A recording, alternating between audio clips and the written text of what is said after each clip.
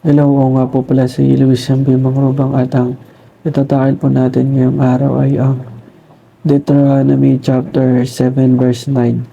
Say, Know therefore that the Lord your God is God.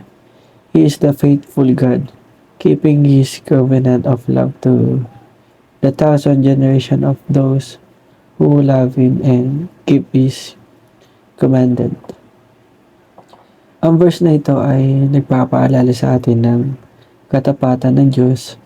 Siya ay hindi Diyos na nagbabago o sumisira sa kanyang mga pangako. Siya ay palaging tapat sa kanyang salita at ang kanyang pag-ibig ay nananatili magpakailanman.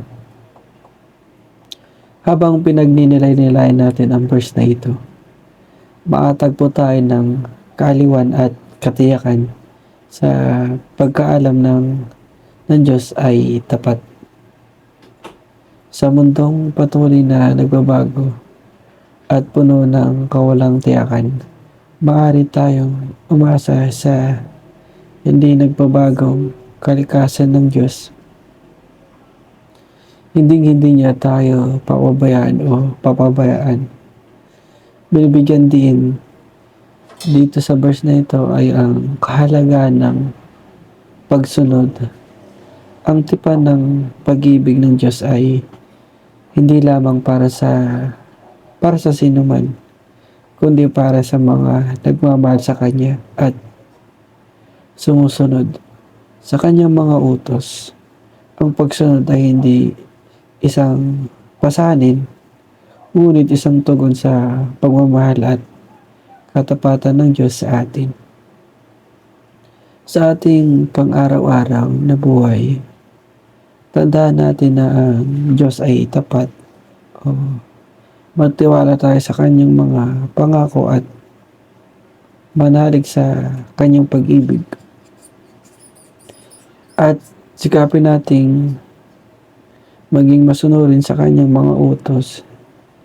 Hindi dahil sa obligasyon niya tayo or kung ano man, kundi dahil sa pagmamahal at pasasalamat sa lahat ng kanyang ginawa para sa atin. At lumakad o pagsunod sa kanyang salita. Ang verse na ito ay nagpapaalala sa atin ng katapatan natin sa Diyos. Siya ay hindi lang isang Diyos o Diyos lamang. Siya ay Diyos na nagbabago o sumisira sa kanyang mga pangako. Siya ay palaging tapat sa kanyang